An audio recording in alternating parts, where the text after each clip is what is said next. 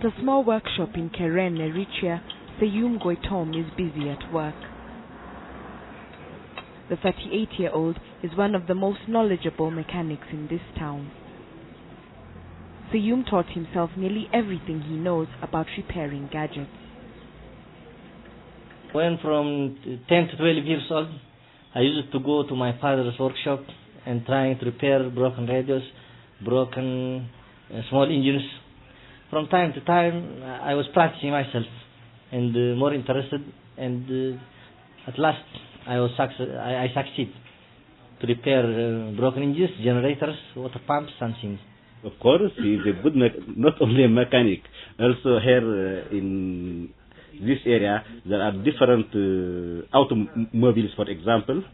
So there are some automobiles, old automobiles, that they have no spare parts, that he by himself makes modification from what he gets. Like most working Eritreans, Seyoum makes an average of $130 per year. It's hardly enough to live off, so he had to find an additional source of income. After experimenting with recycled bits and pieces, Seyoum has discovered a new talent: inventing. This is a biscuit maker. I made it 2 years ago, and it's made of an electric motor, an old motorcycle engine, and meat grinder. This electric motor turns the old motorcycle engine, and this motorcycle engine turns in low speed the meat grinder. Now when we put flour mixed with water, on this way the shaped biscuits can come out.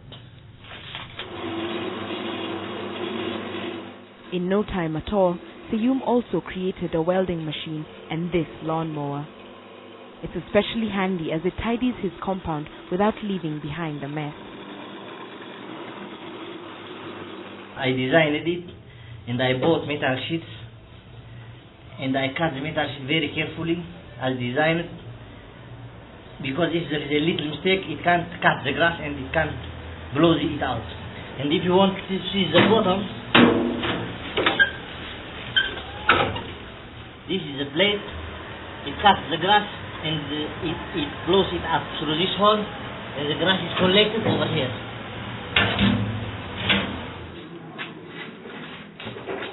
Seyoum hasn't been able to sell any of his creations, even those that are popular with his little fans. But he isn't discouraged. He hopes his next project will not only make him some money, but help save the environment as well.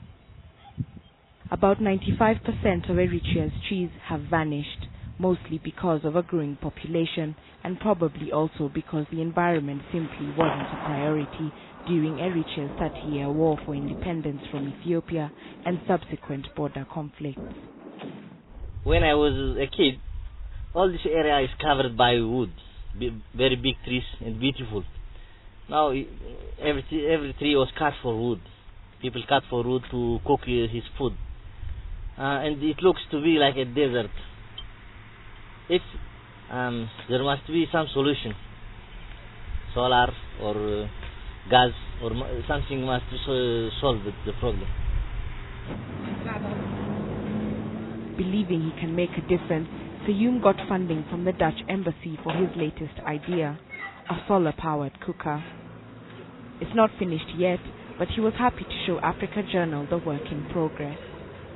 As it uses the sun's energy, he's sure the cooker will convince some Eritreans to stop cutting down trees for firewood. This was a satellite dish receiver before, and now I want to change it in a solar heater. So solar heater. I cover this by an aluminium foil in order to reflect the sun's rays over here. Here is the focal point, the focus. Seyoum Goitom's ultimate dream is to mass-produce his inventions one day, so that Eritreans can also have a taste of homemade technology.